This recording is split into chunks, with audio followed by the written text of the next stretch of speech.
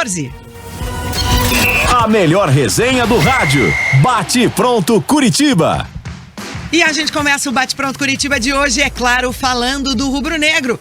Fechou ontem a 19ª rodada com vitória diante do Cuiabá, 2-0 jogando em casa. E quem traz os destaques, todos os detalhes dessa vitória do Furacão é o Vincenzo Dalicani. Boa tarde, Vincenzo. Boa tarde, TT. Boa tarde aí aos colegas da bancada. E muito boa tarde ao ouvinte que nos acompanha tanto pelo YouTube quanto pelo rádio. O Atlético fechou o primeiro turno do Campeonato Brasileiro ontem contra o Cuiabá, venceu por 2-0 e assume a 6ª posição do Brasileirão. Passou o Fluminense no saldo de gols, tem a mesma pontuação, mas tem vantagem no saldo de gols e agora é o 6º colocado, vaga que não garante, a posição que não garante vaga direta ainda na Copa Libertadores, que é o objetivo do Furacão, né? Conquistar essa vaga aí direta para a fase de grupos da Copa Libertadores de 2024 no ano do centenário. Esse é o segundo melhor primeiro turno da história do Atlético no Brasileirão desde 2006, quando são disputados aí os campeonatos com 20 clubes. Ele empata com o primeiro turno do ano passado, que também somou 31 pontos, e fica atrás só do primeiro turno de 2013, que teve 34 pontos. O Atlético foi terceiro colocado naquele campeonato. 2004 ainda é o maior primeiro turno da história do Atlético, com 38 pontos somados, mas naquela época o Campeonato Brasileiro tinha 23 clubes, né? 24 clubes, então tinham 23 rodadas no turno. O Atlético somou mais pontos porque jogou mais jogos. Esse turno é o 7º melhor turno no geral da história do Atlético no Campeonato Brasileiro. Ele perde aí para, por exemplo, os turnos de 2013 ali, e 2019 e 2018 também. Os segundos turnos de 2019 e de 2018 somaram aí 36 e 38 pontos, respectivamente, né? Então, turnos muito bons para o Atlético, mas mesmo apesar dos pesares em todo esse início de ano conturbado que o Atlético teve, mesmo com as eliminações nas competições internacionais, na Copa do Brasil, o Atlético ainda conseguiu um turno marcante neste Campeonato Brasileiro. O Atlético precisa de 33 pontos para chegar no 64, que é o número mágico aí do G4 do Campeonato Brasileiro. Geralmente garante uma vaga entre os 4 primeiros times. E segundo o Wesley Carvalho, este segundo turno será de 19 finais, 19 jogos muito decisivos. Ele falou sobre isso na coletiva de imprensa ontem. Vamos ouvi-lo. Todos nós sabemos que ano que vem é o centenário do Atlético. E nós temos por honra buscar essa Libertadores para o clube. Nós temos condições, já provamos isso ano passado, já provamos isso dentro do Campeonato Brasileiro, e nós temos condições de chegar entre os 4. Então o objetivo, e que eu entendo que nós vamos buscar, é ficar entre os 4. Mas temos agora 19 finais. Para mim, cada jogo vai ser uma final. Esse é o dilema que eu estou levando para os nossos atletas. Cada jogo vai ser uma final. Inclusive, na oração, antes da oração, hoje eu já falei, o jogo do Goiás começa hoje, com recuperação, com descanso amanhã, para trabalharmos uma semana, para irmos lá e fazer um grande jogo e buscar resultado. Porque todo jogo para nós agora vai ser uma final. Então, acredito que nós temos condições de colocar o Atlético na devida posição que ele merece estar no ano que vem, que é na Libertadores.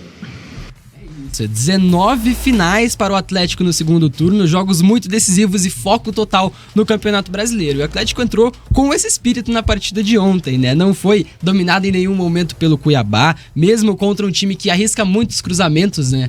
Para dentro da grande área. O Atlético sofreu apenas uma chance muito clara de gol, que foi com a cabeçada do Daverson na segunda trave, que a bola passa e por toda a extensão da pequena área do Atlético, mas não acaba saindo em linha de fundo, não tem gol. Então a única chance clara de gol do Cuiabá nessa jogada aérea, e assustou o Cuiabá desde o início do jogo. Assustou com o Kelvin no primeiro minuto de partida. Lateral direito é lançado pelo Thiago Heleno, domina dentro da grande área, corta o marcador e tenta bater, é travado aí pelo zagueiro e gera um escanteio. No segundo minuto da partida, o Vitor Bueno já bate de perna esquerda de longe e assusta muito o goleiro Walter, que faz uma defesa tranquila até, mas que ele respalma para escanteio também, uma batida muito boa do Vitor Bueno. E a construção do Atlético vinha da direita para a esquerda, né?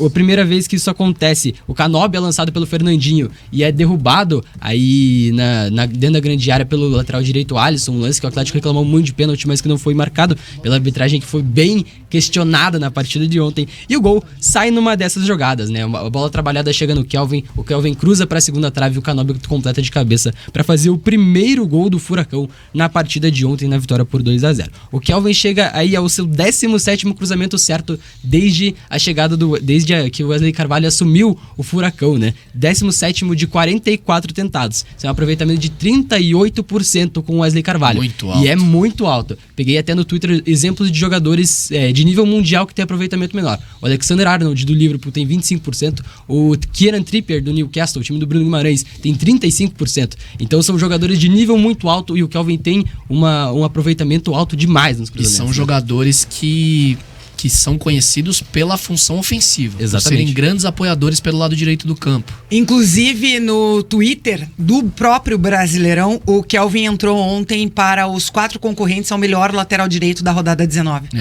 Ele tá fazendo muito. Foi e bem, assim, a gente brincou do Daverson na seleção, eu não me surpreenderia se o Fernando Diniz chamasse o Kelvin para esses amistosos do Brasil. Tá mais dentro da faixa etária, né? Do Brasil. Sim. Não me surpreenderia nem um pouco, tá? Até porque ele conhece bem, né? E ele tá nas listagens. Assim como o Bento. Foram 5 assistências, né? Com o 5 Wesley no comando. O Atlético tem 12 3 jogadores jogos. possivelmente convocados. Não digo que vão ser convocados nessa, mas são o Bento, o Kelvin e o Vitor Roque. São os 3 caras que a CBF tem na listagem da CBF de jogadores que são observados para esse ciclo dessa Copa do Mundo de 2026. Exato, o Kelvin renovou nesse início de ano com o Atlético, aí tem contrato até 2025, se não estou enganado, e teve propostas, teve ofertas aí do Granada da Espanha também, anteriormente aí, que não resultaram numa venda, mas que mostra que também está sendo observado pelo futebol europeu.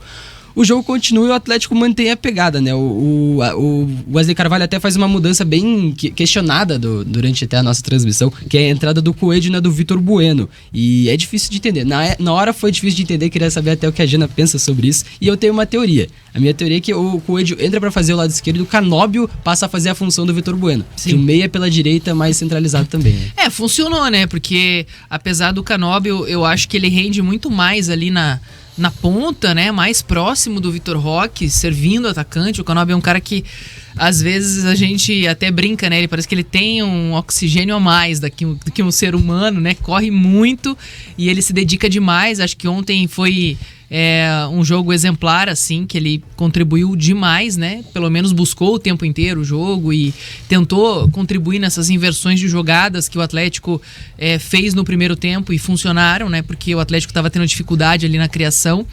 E aí, quando ele coloca o Coelho, eu acho que é justamente para tentar fazer o Atlético construir de uma outra maneira, porque o Vitor Bueno não rendeu o que estava se esperando. Aí ele deslocou o Canóbio ali mais centralizado, que eu acho que não é muito a dele, mas enfim, acho que o questionamento fica justamente quando a gente imagina assim, poxa, que legal que o Atlético ele tem recursos para mudar taticamente o time sem precisar alterar, às vezes, jogadores que estão indo bem na partida, né? Você coloca 2 jogadores da mesma posição ali, Coelho e Canóbio, e ele consegue fazer isso porque o Canóbio é um jogador versátil. Mas, por outro lado também, você não aposta naquilo que ele faz de melhor, né? Você começa a colocar ele de tudo quanto é jeito, na direita, na esquerda, no meio, né? Então, você acaba às vezes perdendo o melhor dele, desenvolver o melhor dele. O Canóbio é um cara muito dedicado, pelo que a gente acompanha, inclusive nos treinos. Ele é aquele jogador que fica depois e quer treinar, quer afinar, quer melhorar aquilo que ele não tá rendendo 100%, né? Ele é muito disciplinado nesse sentido. Então, assim, que bom que rendeu, que funcionou, que foi um Atlético que convenceu, né? Mas por outro lado, eu acho que o Canóbio poderia ter mais o seu lugar cativo ali, né? Porque muitas vezes, numa alteração ou outra, ele pode acabar indo pro banco de reservas. E na hora da comemoração do gol, ele olha pro torcedor e fala, tá, e agora? Cadê as críticas? Exatamente. Porque a galera também não perdoa, né? O lance foi na minha frente ali, né? Ele faz o gol, sai pedindo silêncio, abre os braços pra torcida. E olha e fala, e aí agora? no ângulo da TV dá pra fazer a leitura ali, a leitura labial, que é algo parecido com o "e agora", né? E agora? Cadê as críticas aí? Porque às vezes ele perde alguns Não, gols a galera também, pega né? Não, mas assim... Mas é isso que eu errar digo. é humano, né? O futebol, independente do time, independente do atleta, nunca é 100% constante. Difícil um atleta... O Kelvin também, né? Já falhou nos últimos jogos. Sim, mas eu acho que hoje o Canóbio é fundamental no 11 do Atlético. Fundamental. Meio-dia em 24, daqui a pouquinho a gente fala um pouquinho mais sobre a vitória do Rubro Negro. Vamos ver como que ficou a classificação depois desse jogo que fechou a 19ª rodada e, consequentemente, fechou a porta do primeiro turno desse Campeonato Brasileiro. Botafogo ainda líder, isolado, 47 pontos, nadando de braçada. Palmeiras é o segundo colocado com 34. O Grêmio é o terceiro, o Flamengo é o quarto, Bragantino é o quinto. O Atlético Paranaense, com essa vitória de ontem, subiu uma posição. Foi para a sexta posição com 31 pontos. E aí o Fluminense passou do Cuiabá. Fluminense assumiu a sétima posição com 31 e derrubou o Cuiabá para a oitava posição com 28 pontos. São Paulo é o nono colocado, o Galo está em 10º, Fortaleza é o 11º, Cruzeiro 12º, o Internacional o 13º. O Corinthians está na 14ª posição, o Goiás na 15ª e o Bahia é o primeiro fora da zona de rebaixamento, 16º, com 18 pontos.